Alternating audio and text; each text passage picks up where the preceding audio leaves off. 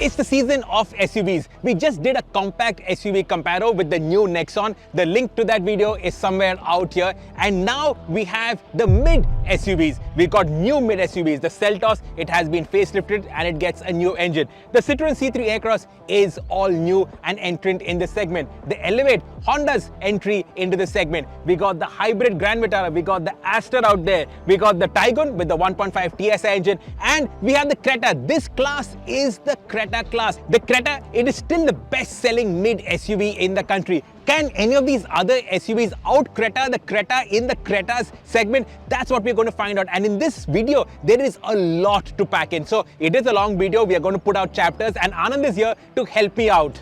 Yes, I'm going to be talking about the styling, the comfort, the features, practicality, the price range and all the powertrain options all these cars come with, except for of course the C3 Aircross. It gets a turbo petrol and a manual gearbox. Lena hai to lo, otherwise move on. So this is the Evo India channel. So we're going to start with the drag race. We're going to find out which is the quickest SUV in this test. We're also going to do an interesting comparison where we're going to pitch the naturally aspirated engine of the Elevate against the turbo petrol of the Citroen C3 Aircross. So we're going to get started, but before that, you hit the like button, share this video with like-minded enthusiasts, hit that bell icon to stay notified for our video drops and give us a thumbs up, drop a comment, let us know which of these SUVs will be your pick.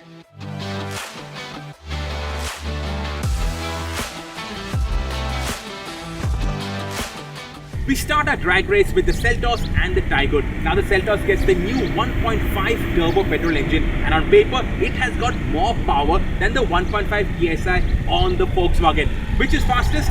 Let's find out. Right, so the Taigun's DCT is challenged by the Seltos' DCT. Now first switch off ESP. It's got drive mode, so obviously we put it into sport. Put it in sport mode, air conditioning off. Aircon off. This is down on power of course, but I'm backing Germany on this. We got paddle shifters also. Right, ready to go. Okay, 3, brake torque it, go. That's a surprisingly good launch by the Seltos. Took out, I think, 1 car length out of the Taigun at the start itself, and yep.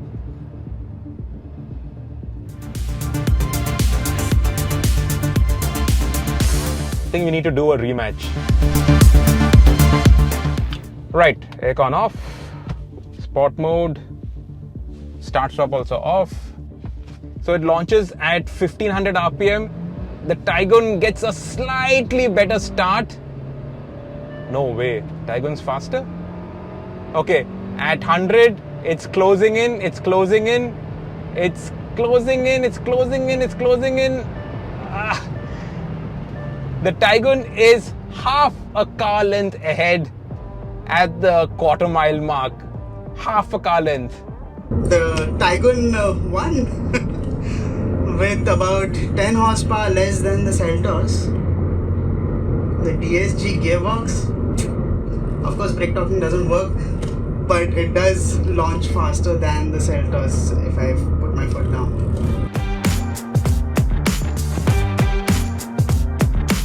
So basically brake torquing on the Taigun is not working. So let's try the second one, and I also won't brake torque on the Seltos. So that's what we'll do. I won't brake torque on the Seltos also. So basically when they say 3, just step on it and go. That's the reason why we do these drag races, to actually tell you in the real world what is faster. So lesson 1 for today is that the Taigun, it launches better when you do not brake torque. Now brake torque is when your left foot is on the brake, right is full on the gas. At 3, you just lift off the brake and you launch.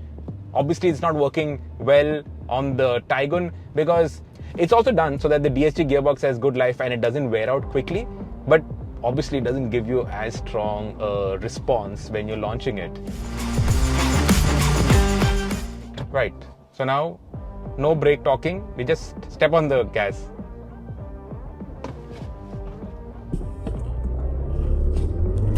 Okay, perfect launch. And the TSI engine, it gets on song quicker than the Seltos. Off the line. German horses are stronger than Korean horses. It's pulled out 1 car length, and I don't believe it, but the Taigun is still quicker than the Seltos. Look at that Seltos. Third gear, 120, 130, 140 crossing the line. Wow. 1 car length ahead of the Seltos. Wow. 10 less horsepower, but the Seltos loses this one. Well, you learn something new every day. And the Seltos, even with the new engine, even with 10 bhp more, the Taigun is faster.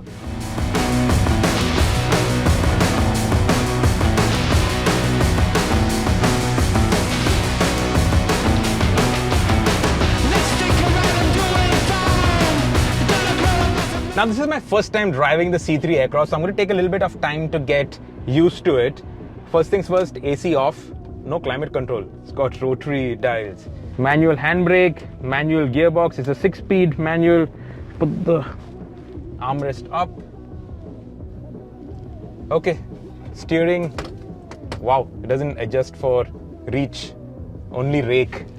No sunroof to shut, so forget that. First gear. This one I'm not too excited about. I'm going up against a turbo petrol, and this has a CVT gearbox, so I'm not expecting the Elevate to go fast off the line, but it has more power than the C3 Aircross, so let's see how it goes down the road. So Anand has it easy on this drag race because he just has to brake torque the Elevate and launch. And as we've seen with the City also, the CVT, it launches quite well.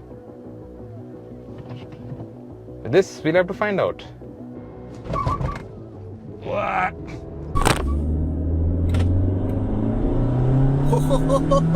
Jumped it off the line. Was that the ESP kicking in? Because it launched quite well and look at that. What's happening?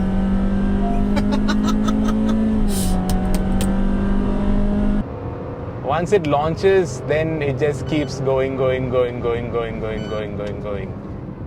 Wow, it's left it for dead. That was a pleasant surprise for me. Now, I'm sure Sirish is going to try some tricks in launching that Aircross better than last time. So let's see how that goes. I'm quite excited actually. I didn't expect the Elevate to do that well. It's got 45 Nm less than the C3 Aircross, yet it was miles ahead at the finish line. Wow. Round 2, Elevate versus the C3 Aircross. So the figures. Now the C3 Aircross is turbo petrol. It makes 109 bhp. That's 10 bhp down on the 119 on the Elevate. But I have a torque advantage. 190 versus 145. Okay, I launched better.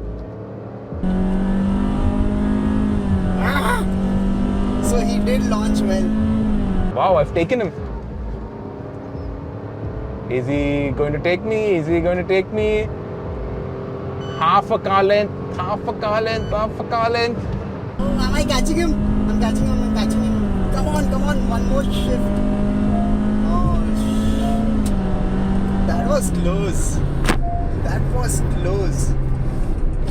And yep, the C3 is faster. The 1 litre turbo petrol is faster. So the moral of the story is that torque is better for drag races than outright power. 190 Newton meters versus 145 Newton meters, so almost 45 Newton meters difference, and that's made the difference in making the Citroen C3 faster than the Hyundai Elevate, which is a shame really, because that 1.5 NA engine on the Elevate and the Honda City is the sweetest revving naturally aspirated engine like ever. Wow. Okay, best of 3. Let me see if I can do something different.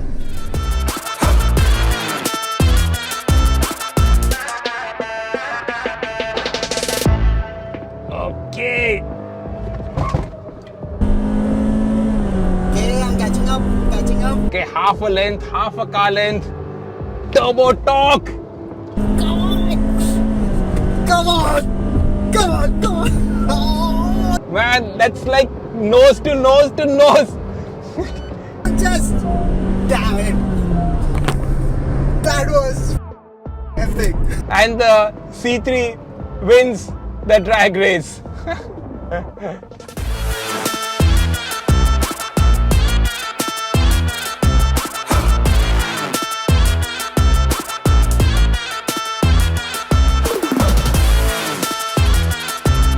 Got him on the first race, but the second and third he launched better, and it just showed how well you can launch a manual gearbox. If you can launch it well, you get off the line quicker. So drag race is done. What have we learned? The 1.5 TSI on the Taigun is faster than the 1.5 TGDI on the Seltos. So that is a big learning. The second is the 1.5 NA engine on the Elevate is not as quick as the 1 liter turbo petrol engine represented here by the C3 Aircross. So turbo torque wins over naturally aspirated torque. That 45 Newton meters gap, that really takes the advantage, takes the cake on a drag race. And now, with the drag races done, with our performance testing done, let's jump into the cars and talk about it, give it a proper road test. And I'm going to start with the Elevate because honestly, I really feel for that 1.5 NA engine. I really love that City iVTEC engine. That it didn't win the drag race is gutting, is disappointing, but it has a lot of strengths, chiefly the refinement. I'm in the C3 Aircross and I can feel all the 3-cylinder grumbling. That is super smooth. So let's jump into that to start off. I'm going to start with the Elevate because I have no qualms in admitting that this engine I have a soft spot for. Now, this is one of the outliers of the field. Everything else have got turbo petrol engines. This has got a naturally aspirated petrol engine, and this is the Honda iVTEC engine. The smoothness of the engine, the refinement of the engine, the fuel efficiency of the engine, the quality, the reliability, all of this is, in my opinion, unbeatable in this category. I'm cruising at 80 and all I can hear is a little bit of wind noise from the mirrors. That's it. The engine, you can't hear it, you can't feel it. At idle, at times you are actually stabbing the start-stop button because you're not sure whether it's actually running. It is that smooth. Honda really makes incredibly good engines, and this is a highlight. But I also have to temper my enthusiasm by telling you that this is not the most powerful in this test. You saw the drag race. This isn't even faster than the 1 liter turbo petrol. Forget the 1.5 turbo petrol. So in terms of out and out performance, you'd be better off picking the manual gearbox. What we have here is the CVT. And even though they've tried really hard to reduce that CVT effect, like for instance, when I floor it now, so revving 5.5, 6.5, goes back to 5.5, 6.5, goes back to 5.5. So it actually simulates the actual gear shifting. That is done well, but it does sound a bit hectic, a bit strained. It sounds like it is being asked to do a lot of work. And after a while, you will just say, forget it, and you'll cruise at 80, 100 at the speed limit. So what's the Elevate like to drive? Well, in a nutshell, I can tell you that this is a Honda City on stilts. It's a Honda City with raised ground clearance. Everything that you knew, loved and respected about the Honda City, it's all there in the Elevate with the added benefit of the whole SUV packaging. So I'm sitting a little bit higher up, so better visibility out. The ground clearance is a little better than the Honda City. Though that said, the Honda City, nobody ever complained about its ground clearance because it could go over the nastiest speed breakers without a problem. But this, better ground clearance. The ride quality is actually very good. That's a surprise. The ride quality is good. The suspension feels a little bit like a Honda, where that little bit of fragility is there. It feels a little bit light, but the ride comfort is good. The handling is good. It is sharp It is precise, it feels light and agile on its feet. It doesn't feel like you're asking too much of it when you throw it around corners. It remains stable, it remains planted, there is good bite from the front end, and when it eventually descends into understeer, the clarity is actually very good. The overall packaging of the Elevate is something that I really like. Now Anand is going to talk to you about the space at the back, the features, the fact that the Elevate, it does not get a panoramic sunroof, only a regular size sunroof. But I'm here to tell you that the interiors, they don't feel special enough. The Seltos, you look at it and you go, wow. The Creta, even today, you say, that's good. But the Elevate, it's just okay. It doesn't break any new barriers, doesn't set any new benchmarks. And that is one of the drawbacks of this car. Oh, you also get paddle shifters. And the paddle shifters sort of simulate the effect of a regular automatic, but it's still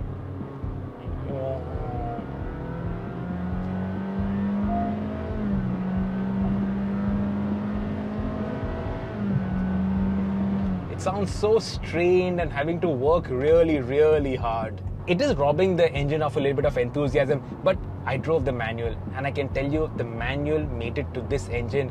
When the day is right, when the time is right, when you are in the mood for it, nothing beats caning a naturally aspirated engine.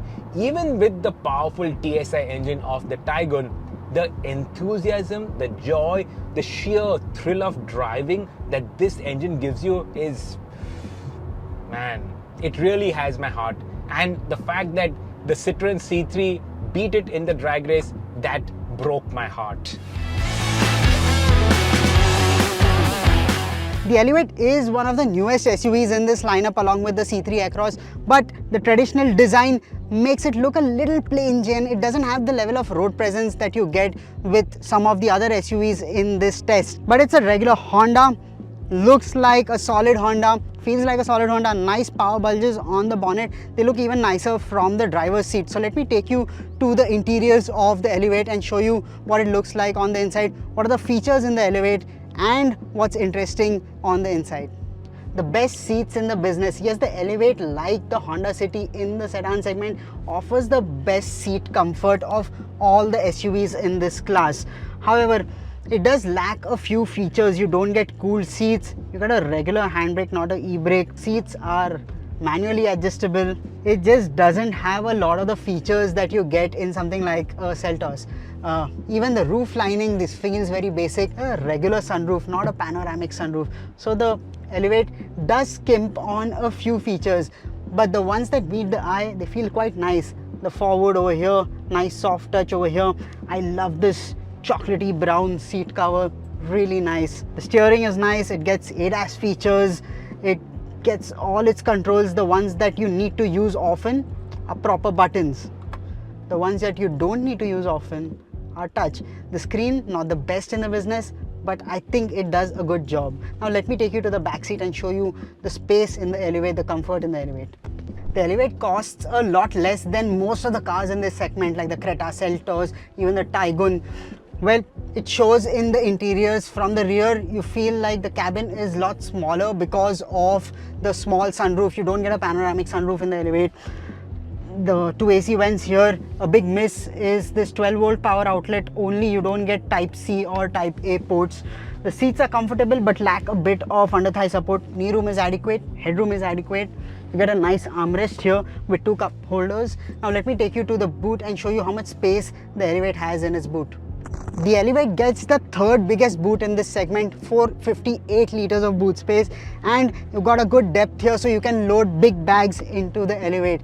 It's similar to the Creta and the Seltos, but because of the depth, you can load a lot more bags in the Elevate. Prices start from rupees 11 lakh for the Elevate. This top-end CVT variant of the Elevate with a dual-tone exterior color, it's priced at rupees 16.28 lakh ex-showroom Delhi, and that makes it the second least expensive car in this segment. But unlike the top-end variant of the other cars here, it could definitely do with more features. For example, it only gets a semi-digital cluster which mimics a traditional unit. There's no 360-degree camera either. You only get a naturally aspirated 1.5-litre petrol engine with a manual or a CVT gearbox option.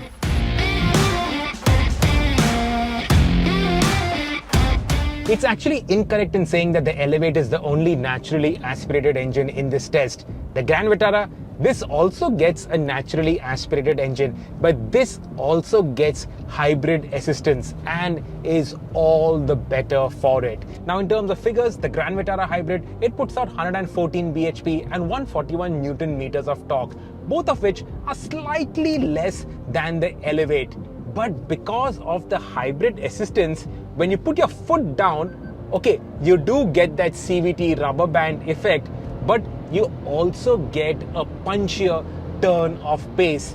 0 to 100 on the Grand Vitara hybrid is a whole second quicker than the Elevate. It does this in 11 seconds. So the Grand Vitara hybrid is actually faster than the Elevate.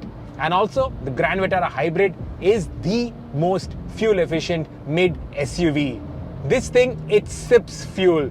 We've been driving it like hooligans and it's still delivering almost 19 kilometers to the liter, 18.6 kilometers to the liter to be precise. So this is a very efficient car.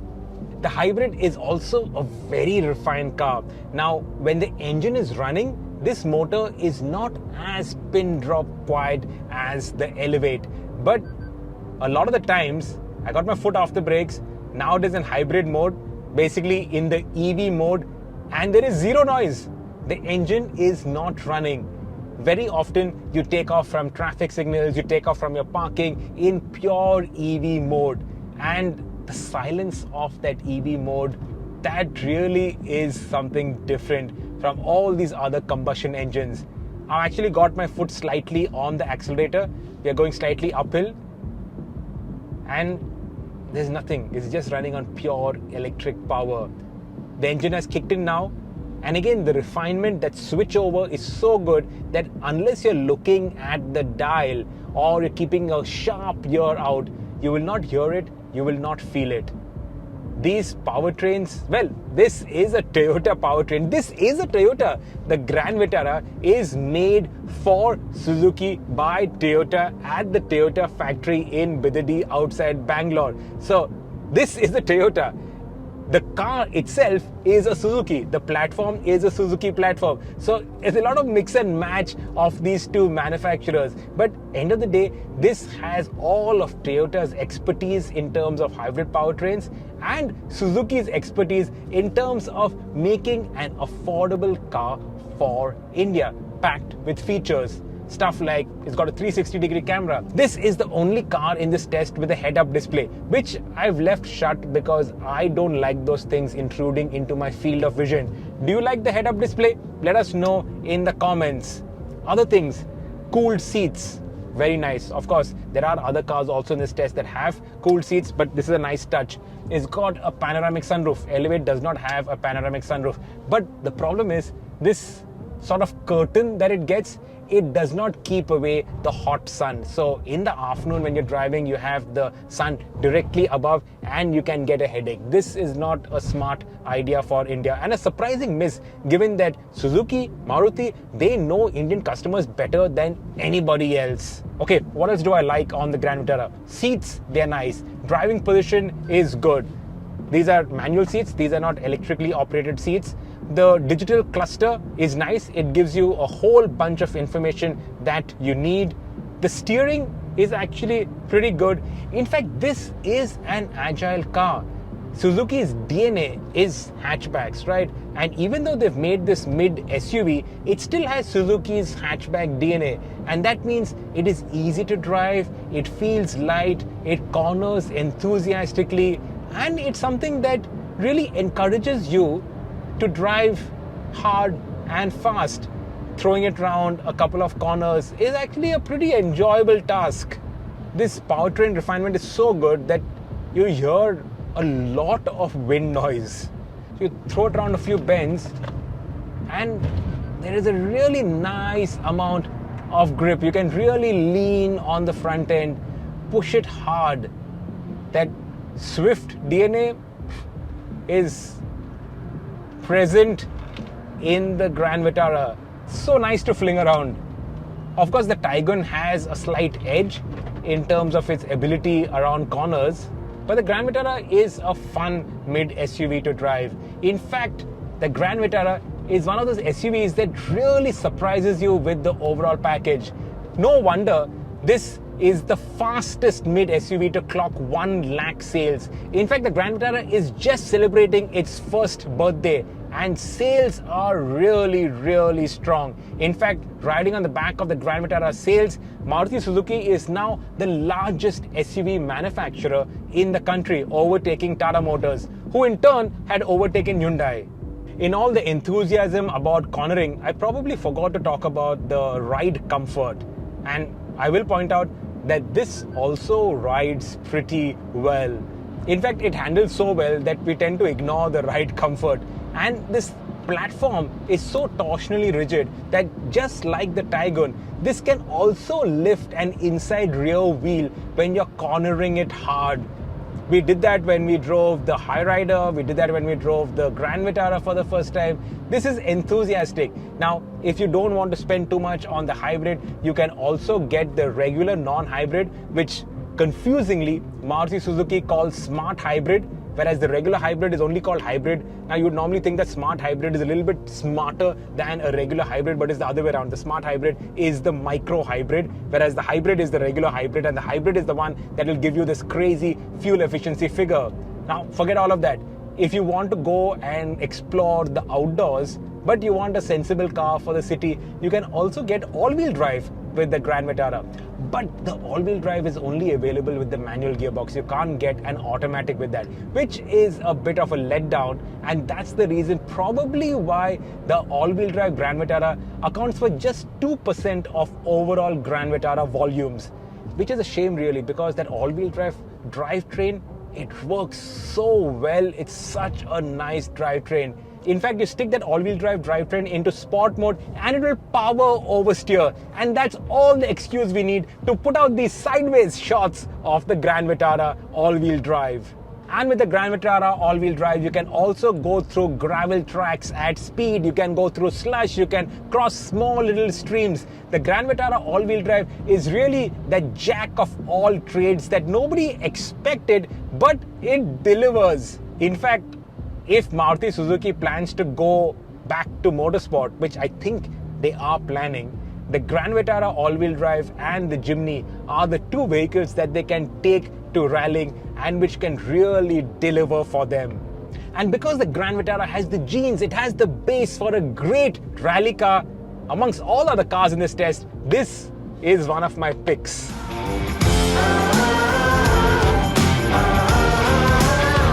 I said it at the times of the first drives of the Grand Vitara. I think it's one of the smartest looking SUVs in the segment. Comes close to what the Seltos looks like. Sirish likes the Taigun's design. What do you like? Do let us know in the comment section below. This Grand Vitara though, the strong hybrid, makes a lot of sense. Now let me take you to the interiors and show you what's on the inside.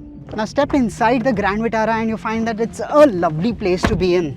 This is the strong hybrid. So you start the car and it's completely quiet. It starts in EV mode. Some of the materials are very nice, but the hard plastics, not quite nice. Seats are perforated, cooled, very comfortable. The front seats are a lovely place. You get a heads-up display in the Grand Vitara. You get automatic climate control. You get a massive panoramic sunroof, but that blind is very flimsy. That's the only drawback in the interior of the Grand Vitara, except for the hard touch plastics. Now let's take you to the back seat and tell you all about the space in the back seat. The Grand Vitara has a nice spacious cabin. You get AC vents here, you get Type C and Type A ports here. In the seat, well, good under thigh support, decent knee room, not the best, but the headroom is a little tight. You get an armrest with 2 cup holders. Now let me take you to the rear, show you the boot space in this car. Now what's surprising is that despite the quite large and boxy exterior, the Grand Vitara has the smallest boot in this segment. The regular Grand Vitara has 373 liters of boot space, the smallest, smaller than the Taigun. And the hybrid, well, this has only 265 liters of boot space because of all the hybrid hardware inside the boot. The Grand Vitara range starts from rupees 10.7 lakh and goes up to 19.83 lakh. comes with a 1.5 litre Natas petrol motor mated to either a 5-speed manual gearbox or a 6-speed auto box. You also get the same engine powering the all-wheel drive variant. Alternatively, you could choose the Toyota developed strong hybrid that is used in this very test. The battery is in the boot, which eats up on storage space for the SUV. Pricing is not very competitive for the strong hybrid. You get a Toyota for about 60 grand less than the Maruti. It demands rupees 19.8 lakh ex-showroom of your hard-earned money, and that makes it the second most expensive car in this test. The Seltos is the car that made Kia the force that it is to reckon with in India today, and now it has been thoroughly updated. This is a facelift, but it is a little bit more than just a facelift. Top of that list is this new engine. Now this is the 1.5 turbo petrol engine that is being rolled out right across the Hyundai motor group. So all the Hyundai cars that had the earlier 1.4 and all the Kias that had the earlier 1.4 now get this new 1.5 engine, which has been heavily localized. And the benefit of that heavy localization is the cost effectiveness. This also claims to deliver better fuel economy than the earlier 1.4 engine. So that is another plus, and of course it meets the new BS 6.2 emission norms. Now the engine is mated to the 7-speed DCT automatic gearbox, which you really can't launch enthusiastically. None of these DSG or DCT gearboxes get launch control, which is a shame really, because once you get going, well, you can really feel the punch of the engine. Now, this engine, like I said earlier, it is the most powerful in this test, up by 10 bhp compared to the TSI on the Taigun. It's got a little bit more torque, just 3 Newton meters more, but it has a little bit more torque on paper, and that makes it a strong engine. It did come second in the drag race behind the Taigun, but when we tested it, 0 to 100 on the Seltos is just 1/10 of a second slower than the Taigun. Just 1/10, which in the real world is next to nothing. In some instances, if you launch slightly better, if your reaction times are slightly better, the Seltos will take on the Taigun on the drag strip. But it's just 1/10 of a second. Fact is, the Taigun is quicker, but the Seltos does feel strong, does feel punchy on the road. You step on it, the gearbox downshifts with enthusiasm. You ride the torque curve, and this is a properly quick mid SUV. It is enthusiastic, there is a good turn of pace, and of course that turbo punch that you get, that mid-range punch, is addictive. Mechanically, the engine is the big talking point. Nothing really has changed in terms of the suspension setup and all of that. They claim to have made the body a little bit more rigid, but only once we see the global NCAP or Bharat NCAP crash test results will we know for sure if that has really made any difference in terms of the safety of the Seltos. In terms of the driving, well, honestly, nothing much changes. The wheels have gone up by an inch, and that means the ride quality has become even stiffer. Now the Seltos, it had a problem of a stiff ride. A lot of people who bought Seltoses, the GTX especially, they complained about the ride comfort, and even though they claim to have addressed that, this Seltos is the stiffest riding SUV in this comparison test. You can feel every little bump on the road, every little ripple. You go over bad patches of road and you have to slow down. You can't smash over those roads. Unlike, say, the Taigun, for instance, where it will really take those bad roads in its stride, here you will have to slow down for bad patches. As for the handling, it's good, but it's not as good as the Taigun. It can grip. The wider tires does help it bite. You can push it. It does grip well around corners, but it doesn't have that outright enthusiasm than the Taigun has. That confidence that the Taigun's ultra stiff monocoque gives you, Seltos doesn't give you that. And I'm talking all of this in reference to the Taigun. On its own, in isolation, the Seltos actually is pretty good. Like the speeds that I'm carrying around these corners with very little tire squeal is impressive for sure. The other big updates to the Seltos are obviously this infotainment system, this one big slab of digital real estate. I'll leave all of that for Anand to elaborate upon, but I like it. I like the upgrade that it gives the whole cabin, the whole vibe. I'm not a big fan of are the seats. They feel a bit too small. You sit in those other seats, the Grand Vitara seats, the Taigun seats, they feel nice, wide, comfy, generous.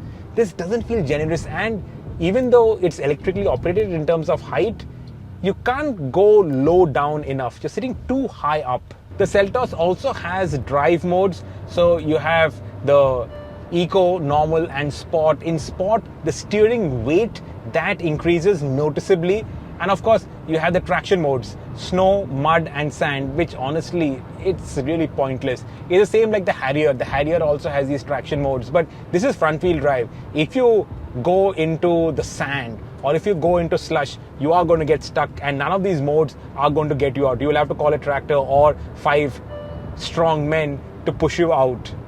The Seltos also gets ADAS, which is a good safety upgrade on the SUV, and I have to point out that the quality of everything is really first class. For instance, these paddle shifters, these are plastic paddle shifters, but they feel so well put together. All the little buttons on the steering wheel, those feel nice. Like for instance, operating the volume control. I drove the Harrier a couple of weeks ago, and with that new Tata steering wheel, I felt that the indent wasn't deep enough, so every time you had to use the volume toggle, you had to actually use your nail. But out here, this works perfectly. So in terms of ergonomics, the way everything is put together, that sense of quality that you get, Kia, they do a damn good job. And you get everything. You also now get the panoramic sunroof. So everything is thrown at this SUV. And unlike the Grand Vitara, it gets a proper hard cover. So even if the sun is blazing hot and right overhead, it won't give you a headache. I also like this all black theme on the GT line. What do you think? Let us know in the comments. But I think it gives it a nice sporty vibe, though it does make the cabin feel slightly smaller than it is. And fact also is that the Seltos is not the most spacious in this class. I'll toss over to Anand now, and he'll talk a little bit more about the space at the back seat, and of course all the features that you get, which is like loaded, tons of features.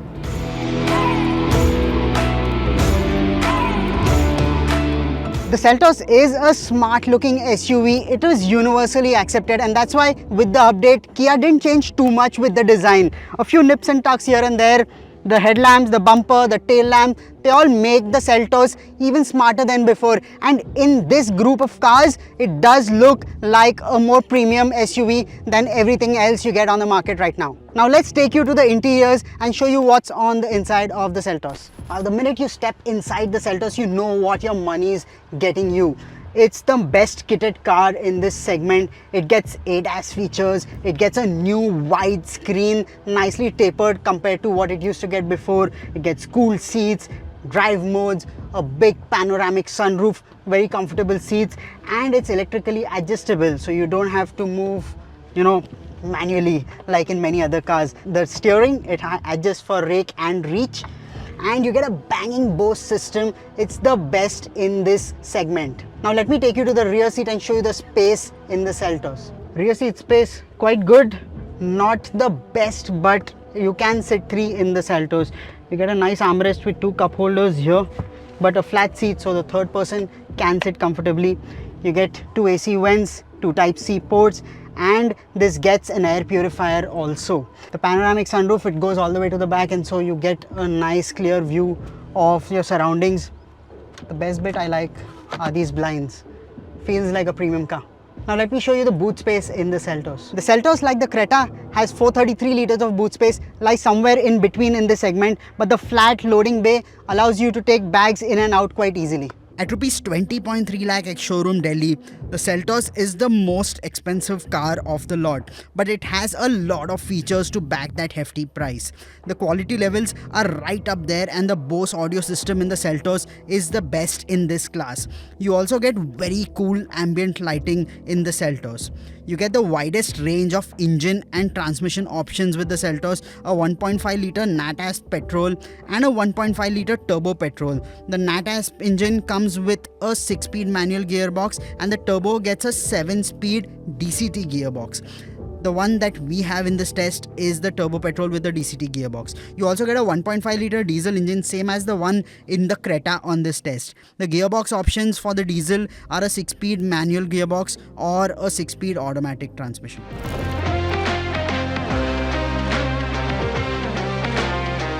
You sit in the Taigun, and the first thing that you notice are these seats. They're wide, they got nice side support, and you can put the seat nice and low, so you feel like you're sitting in the car, not on top of the car like in the Seltos and even in the Citroen C3 Aircross for that matter. This driving position is spot on. The steering, it adjusts for reach as well as rake, so you can really get into a nice driving position and sets you up for a day of fast, enthusiastic and enjoyable driving. To drive, nothing comes close to the Taigun. We already did the drag race and proved that the Taigun is the quickest in this test. On paper, it might not have the most power, but it puts its power down better. The engine, it revs with more enthusiasm. The DSG gearbox probably shifts a little faster as well. We can't be sure, but ultimately 0 to 100 in 9.6 seconds, that's the fastest in this test. And it also feels the most enthusiastic.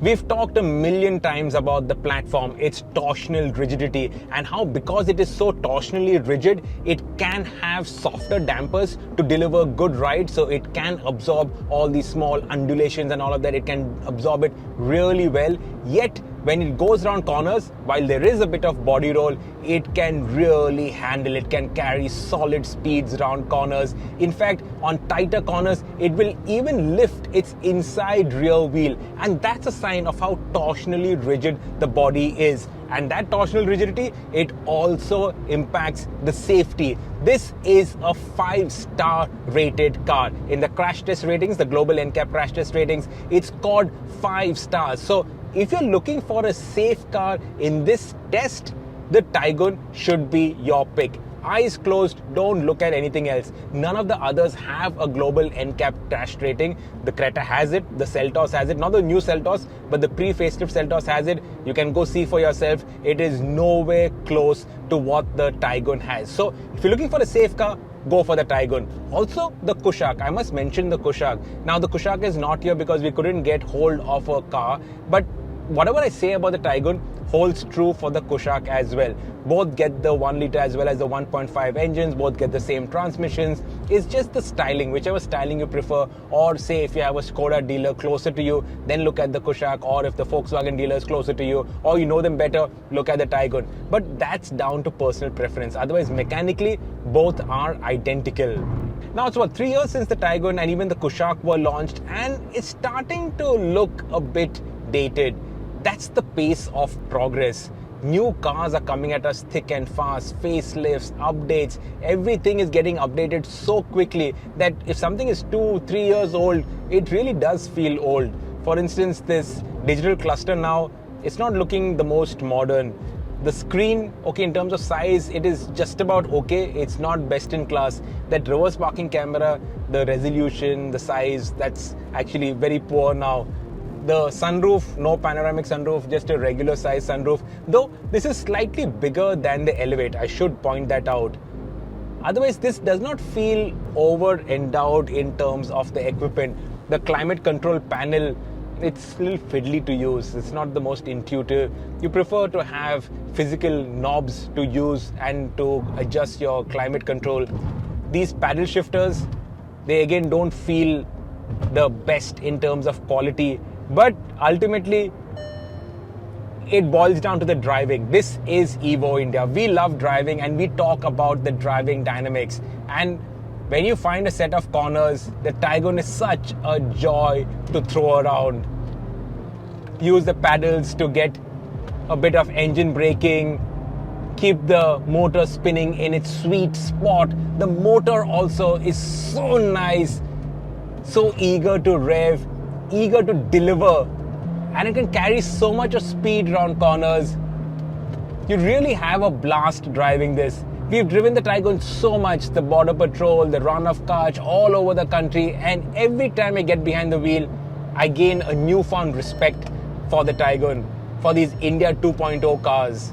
Out on the highway, nothing carries speeds as confidently, as safely, and as easily as the Taigun does. So yeah, it doesn't have as much equipment as its rivals. I know that, but if you enjoy driving, I suggest you look past that and just buy the car that puts a smile on your face, puts a big fat smile around your face. Nothing does the thrill of driving as the Taigun does. Our criticisms of the Taigun remain what they were.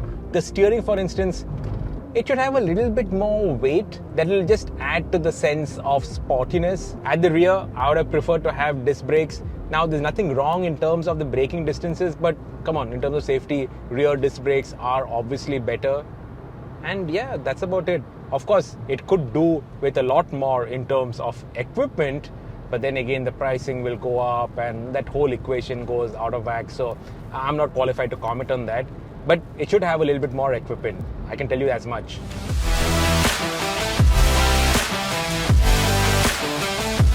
The Taigun is the second oldest car in the segment, but because the design is so understated and the lines are so clean, it has aged very well.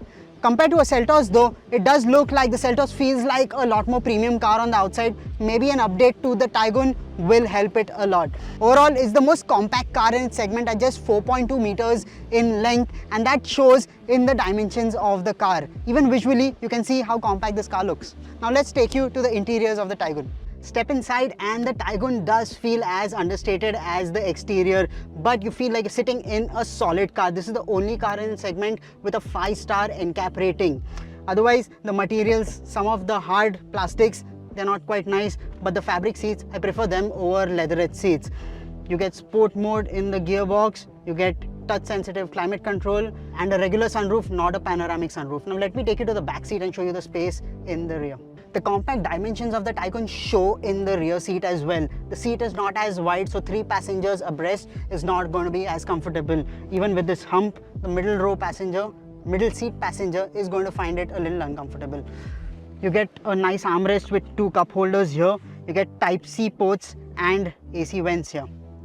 Now let's show you the boot space in the Taigun. The Taigun has the second smallest boot in this segment, 385 liters of boot space, but the loading bay is nice and low, so you can fit tall bags in this boot. The base variant of the Taigun is the most expensive in this test. Prices for the 1 liter 3-cylinder turbo petrol start from 11.61 lakh and go up all the way to 19.36 lakh for the 1.5 liter 4-cylinder turbo petrol. It's a bit of a stretch for the amount of car you are getting. However, as you have heard from Sirish, it's a price most of us would be willing to pay for the thrill of driving. Gearbox options include a 6-speed manual gearbox and an automatic for the 1 liter, and a 6-speed manual and a 7-speed DSG for the 1.5, the car you see in these videos.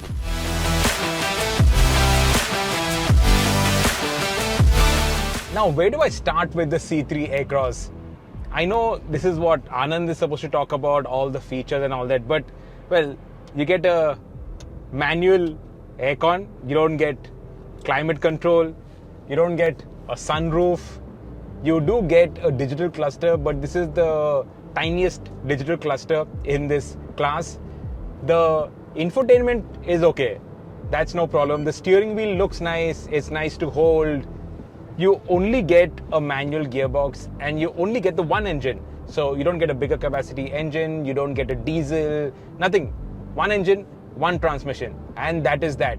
You do get a wireless charger, I must point out, but you don't get cooled seats, you don't get power assist for the seats. Man, Anand will go on and on about what all is not there. The key, there's no start-stop button. You have to insert the key and crank it yourself. I don't have a problem with that, but it just shows just how much equipment has been taken out of the C3 Aircross. You don't get a lid for the USB. All other cars have a small little cover for the USB, but that's exposed. Cost cutting central out here. Okay, I really should stop talking about that and focus on what I'm supposed to be talking about, and that is the performance, that is the driving dynamics. And as we demonstrated in the drag race, turbo petrol is actually a quick engine. This is a 3-cylinder engine, and you get that typical little roughness. You get it at idle, but out here you also get it when you rev it. You can feel the vibrations through the accelerator coming up through the floor pan. It is a bit gruff, the engine, but it does move. And I suspect the C3 Aircross is also the lightest SUV in this test. And that means with just this turbo petrol engine, it can keep pace with the pack. In fact, it can stay ahead of the Elevate. So this engine, in terms of performance, it's all there. It keeps the C3 right up in the pack, right in the class benchmarks. The gearbox, it's not a Japanese gearbox. I can tell you that much. It's not as slick as the other Japanese manual gearboxes, but it gets the job done. It's not a problem either. The seats, you sit too high up. This has got height adjust, but you're sitting too high up. I've put it as low as it goes, but it's still too high up. The visibility is good. Ride comfort, that's something that Citroen talks so much about. And to be fair, the ride comfort is good. It does ride over bumps and bad roads really well. In fact, the slow speed ride is the best in this class. But once you build up speeds, once you get into triple digit speeds, then it does tend to get a bit bouncy. The harmonics, I don't think, are suited to it being driven harder and faster, especially on bumpy roads. And you do feel a bit of vertical movement, but overall ride comfort is good. I must credit Citroen for that. Space also seems to be pretty good. The seats are nice and wide, they are comfortable. The leatherette finish I don't like, and my backside is starting to perspire a bit, which is not ideal. But otherwise, the comfort, they do what they say. Okay, Citroen talks about comfort, and they do deliver on comfort. Now handling. Okay. First corner, and geez, I'm surprised. This actually handles rather well. We take this one a little faster. Not bad. Not bad at all. Oh, you can really push it. I can hear the jack rod and the spanner flying around in the back. Probably there's no fixed space for it also. But you can go around corners pretty well with the C3. Carry a fair bit of pace through it. There is body roll and all of that, but it handles quite well. The C3 was extremely roly-poly. In fact, once I went around a few corners, I actually popped open the hood to see if there is an anti-roll bar in it. I couldn't believe so much body roll with an anti-roll bar. But this is not bad at all. I honestly wasn't expecting much from the C3, but that's what they say, right? Drive it, experience it, then comment on it.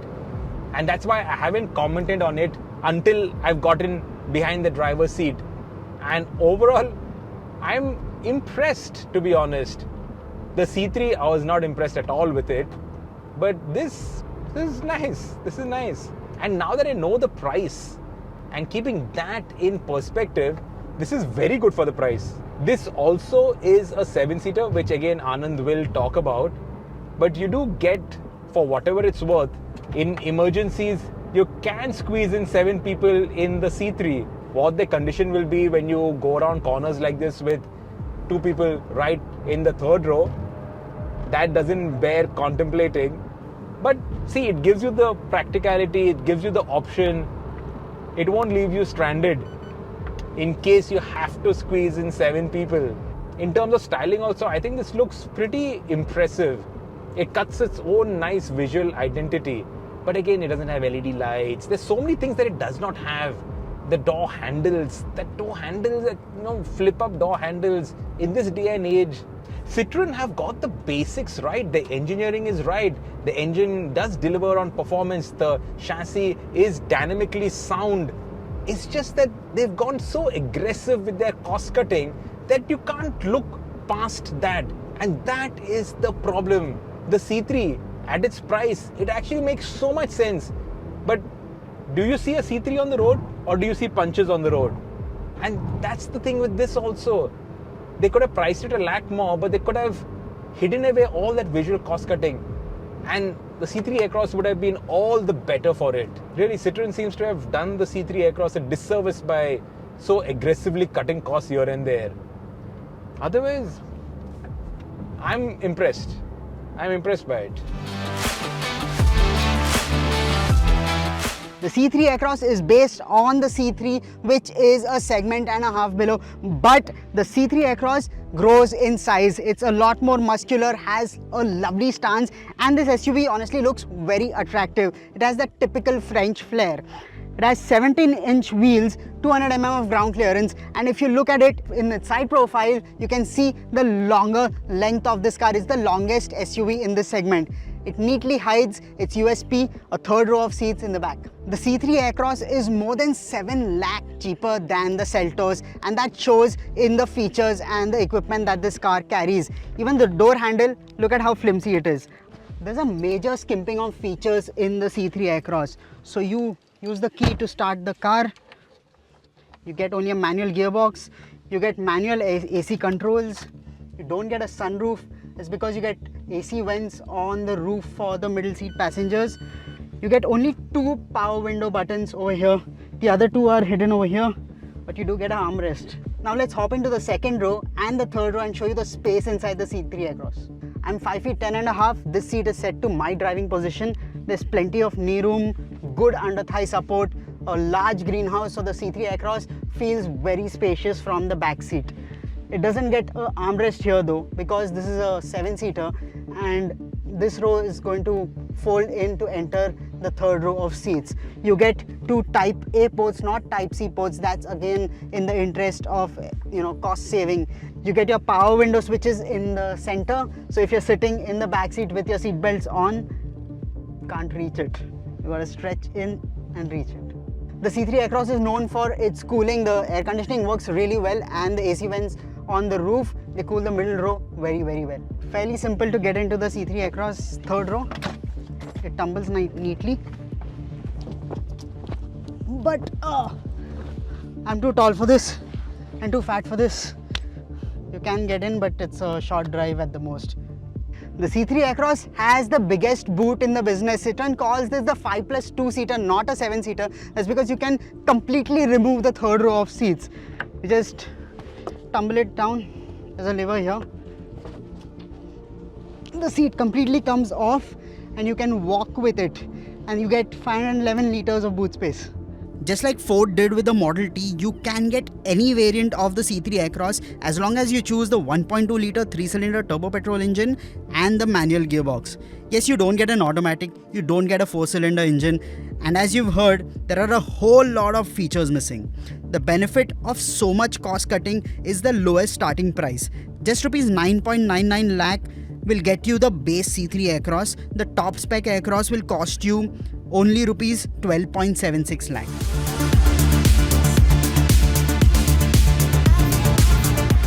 Not without good reason is this called the Creta class. Now, the Creta was not the first. There was the Duster before it, but the Creta showed that serious volumes and serious profits could be had out of a mid-size SUV. You didn't have to focus purely on the compact SUVs, juice those excise duty regulations and extract that benefit. They showed that a properly executed mid-size SUV could really be profitable, and that opened the floodgates. Everybody else came following after that. Even Kia used the same Hyundai playbook to come into the segment and bring in the Seltos, based on obviously the same platform, the same engines, everything more or less the same. Yet the Creta and the Seltos differ in one crucial aspect, and that is the Creta is more focused on comfort. The Seltos, it tries to be more sporty, both visually as well as in the way it drives. It's got 18-inch wheels for crying out loud. But the Creta is calmer, it focuses more on comfort, and I think that is better in the Indian environment. It's kind of similar to what Hyundai have done with the Alcazar and Kia have done with the Carens. The Carens has got better ride comfort, and consequently it has got a far greater fan following, far greater sales. Obviously the Carens is better in terms of pricing, but anyway, that's a different segment altogether. Let's focus on the Creta. Now, first things first, the seats. The seats, because they don't have so much of additional bolstering like the Seltos, it actually is more comfortable. You sit a little lower down, you don't sit like on top of the car. The seats are electrically operated, so that's a good thing. It's got coolers, that's another good thing. The infotainment, ideally sized. Okay, it's not the biggest in this test, but this is perfectly good. The digital cluster, it's sort of like a semi-analog, semi-digital cluster, which is okay. That is actually showing its age. And fact is, the Creta is the oldest in this test. This was launched just before the lockdowns. All that mess started off in 2020, if you recall. So the Creta is the oldest, but honestly, the Creta does everything really, really well. And this is the only diesel car in this test. The reason why we got the diesel is that it's the diesel that sells disproportionately more than the petrols in the Creta lineup. And this diesel is absolutely lovely. Okay, you don't get out and out performance, 0 to 112 and a bit seconds, but that's adequate. The fuel efficiency is excellent. The refinement is excellent. This is a fantastic motor. No wonder everybody's buying diesel Cretas. No wonder this still sells 14,000 units every month. This is still the best seller in this class, and for good reason. To drive down the highways, it is effortless. The ride comfort is good. It's not overly stiff like the Seltos. It's got good space, it's got good equipment, it's got this air purifier out here, it's got a panoramic sunroof, it's got a nice little steering wheel. Everything is there. This is now due for an update. There is a updated Creta coming in next year, but it really isn't crying for an update. The only real thing that you would want to change is probably the digital cluster. Well, it's not a full digital cluster, it's got that half analog, half digital cluster. Apart from that, everything seems on par with its rivals. Bose sound system, everything is there. And the most important thing is the way it drives. It soaks in these undulations, it takes in corners easily. It's not the most enthusiastic, okay? It's not the most thrilling. It won't put a huge smile on your face when you go around corners at 100 miles an hour. That's not going to happen, but it is competent. It is a jack of all trades. It does everything you want without skipping a beat. Goes around corners decently. No headache. Seriously, with the Creta, it's like no headache. It's the default choice, and it's something that I would recommend even today. If you're going to be doing a serious amount of distance in your midsize SUV, you really will be well advised to look at the diesel Creta. Of course, the Seltos also gets the diesel, right? So I have to point that out. But this diesel engine is still relevant. No matter what Maruti says, no matter what the Volkswagen Group says, diesels are still relevant in India. And a good diesel engine is still a joy. It gives you torque, it gives you fuel efficiency, it gives you refinement, it gives you ease of driving. I repeat myself once again, a good diesel is still relevant in this day and age. The gear shift is very nice. The clutch is light. It really doesn't take any effort. Now, what do I not like on the Creta? Well, right from day one, the styling never appealed to me, and it hasn't grown on me. I still don't like the styling. What else? Okay, it's not like a Taigun to drive. The Taigun is more enthusiastic. Third, safety. This really needs to up the safety game. And Hyundai are upping the game in terms of safety. Look at the new Verna. 5 stars in terms of crash safety. The first Indian Hyundai to score 5 stars. And I have no doubt, well, I hope that with the next Creta, the facelifted Creta, Hyundai will similarly take a big step up in terms of safety. As of now, the ratings don't even come close to the Taigun. So that is a big drawback on the Creta right now. Overall, I still give the Creta a buy rating. Eyes closed, you just can't go wrong with this car. Anand will also point out all the features on it, the space inside. This is the most spacious of the lot. But what I will tell you is that if you're looking for a mid-size SUV, the Creta still gets a full buy rating from me. You can buy it eyes closed. You just cannot go wrong with it.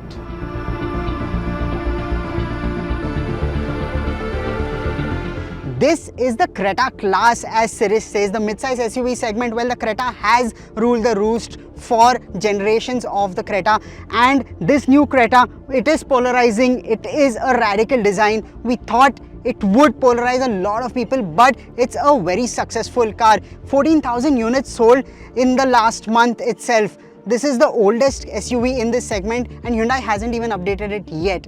Still, it just works. Petrols, diesels, so many powertrain options. The Creta is the king of this segment. Let me show you the interiors of the Creta now. The Creta was launched before expressways were a big thing in India, and that's why you don't get ADAS in this car yet. It will get it with the update because the Seltos has it now. But otherwise, cruise control, all the features here, nice big screen, automatic climate control. It has cool seats. Remember, 2020 is when the Creta was launched. It has cool seats. It has a panoramic sunroof. The seats are lovely. Very comfortable car. This is a diesel, of course, so you get a manual gearbox, 6-speed manual. Now let me take you to the rear of the car and show you the space in the back seat. Now, just like the Seltos, the Creta has a similar back seat. The cushioning feels a little hard though, probably because this is a dealer car. You get AC vents here. You get a single Type A port here. With the update, of course, you'll get Type C and Type A like you get in the Seltos. You get blinds like the Seltos, so it's a nice premium cabin to sit in. I like the bright beige interiors in the cabin. It makes it look a lot more airy. The last bit, of course, is the armrest with the 2 bottle holders. A very comfortable place to be in. In terms of space, well, knee room, that seat is set to my driving position. I have just about adequate knee room. Headroom is decent. Under thigh support is also adequate. Nothing to complain there. Now let me take you to the rear of the car and show you the boot of the Creta. The Creta was the first car to launch in the segment, and it set a benchmark in terms of space. 433 liters of boot space. Now you get cars with larger boots, but 433 liters, adequate, nice flat loading bay. You can put big bags in and out quite easily because it's nice and flush to the loading bay. Prices of the Creta starts from 10.87 lakh and go up to 19.2 lakh. This car on test is the diesel with the 6-speed manual gearbox and costs rupees 16.32 lakh. The Creta misses out on a few features, but we'd expect all that to get included in the update that comes in 2024. Engine options include a NatAs petrol and a diesel with manual and automatic gearboxes. The 1.5 litre turbo petrol that powers the Alcazar, Verna and Seltos will come to the Creta as well, making the choice of variants even wider.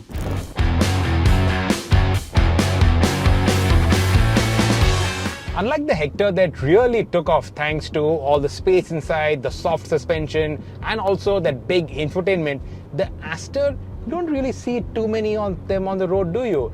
It's now, what, 2 years since the Astor was launched, and I think this is the second time I'm driving the Astor. Now, this Astor, the color scheme that you see, the matte black, that's a wrap. That's done by a friend of Evo, Neom Tilwani, who actually lent us his car. We couldn't get an Astor from MG themselves, so we had to borrow it from Friends of India. Thank you guys for loaning your cars for our tests. Now, in terms of the Astor, this gets the 1.5 turbo petrol engine, but this is a 3-cylinder engine. It's not a 4-cylinder engine, and hence it does not have the smoothness of the other turbo petrols on test here. This is though mated to the CVT transmission. So while you do get that CVT rubber band effect, you also get a good launch from start. So at start, you can even spin up the wheels a little bit, and that gives it a good 0 to 100 time. 10.2 seconds is actually only slower than the Taigun and the Seltos. It's quicker than everything else. So this is a quickish SUV, but it's not an SUV that you really want to be pushing. First things first, the Astor is very soft. It's similar to the Hector in that respect, and you go over expansion joints, undulations in the road, and it does move around a fair bit. Like for instance, even the small little expansion joints, and there's a lot of movement. You put, say, 2 people at the back, say you're carrying 4 people, even 5 people, and it sits on its rear suspension. It almost runs out of travel. So dynamically, it's not sorted. It's too soft, and it's like those old school cars that we used to get. Today's cars are much tighter, more together, whereas the Astor, it's not. The second is the steering is all over the place, honestly. There's not much weight, it's too light, there's a lot of imprecision, there's a lot of, see this, play in it. And the steering also, it doesn't adjust for reach, only for rake. So it only adjusts for rake, it doesn't adjust for reach. So you can't even get a good driving position. The seats, they are actually generously proportioned, but they're a tad too soft, so after a while the seats don't give you the support that you need to do long distances. And the Astor is not something that you would actually want to do long distances in, because it doesn't really have the dynamic polish of the other cars on test. Now in terms of features, well, obviously this being an MG, it's got tons of features. First things first, you got those eyes looking at you. Hey MG, open the sunroof. Oh, it's working, okay. And it does have a panoramic sunroof. So, like I said, features, there's a lot of. Do you use all this voice business? Let us know in the comments. You also get a digital cluster. Obviously, you get a nice infotainment with a lot of apps inbuilt into it. But now others have also caught up in that race in terms of all this apps and connectivity and all of that jazz. It does not get cooled seats, and it doesn't even get a wireless car charger. Plus, all the USB ports are the regular Type A ports. You don't get USB-C ports. Yeah, now we come to a few corners. Now, in terms of handling, there's a lot of body roll. There's not much in the way of feel or feedback. You also don't get paddle shifters, so you can use the stick to get some engine braking. But this is not a SUV that you really want to be throwing around corners. And it doesn't even have the steering precision to place it with proper accuracy, especially when you're going around corners at serious speed. Yeah, so dynamically this is bottom of the pack, clearly. But knock it back a bit, don't drive it at 8/10s, dial down to 7/10s, and this is a comfortable, quiet, relaxed kind of car. MG, they really load their cars up with everything, and the top end version of the Astor, it also gets level 2 ADAS. So you really do get everything. You also get powered seats. They're not cooled, but you do get powered seats.